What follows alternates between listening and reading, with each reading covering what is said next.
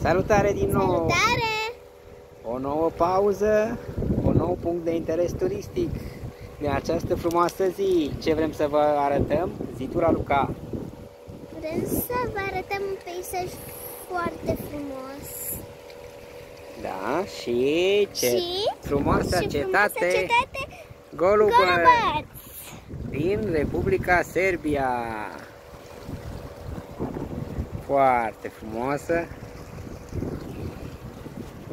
Încolo, în aval, niște peisaje superbe, stânci, Dunărea, sus, pe deal avem și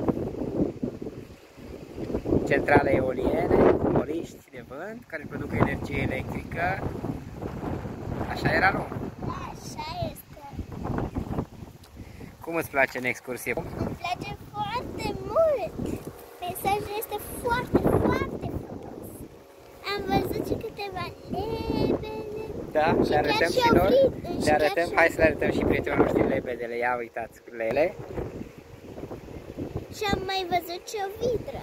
Și o vidră, da, astea sunt două lebede. Și o să vă arătăm orice găsim interesant și considerăm că trebuie să vedeți și voi.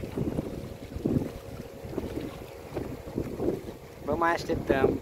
Nu uitați să vă abonați pe canalul nostru de YouTube, Alex și Ralu. La revedere!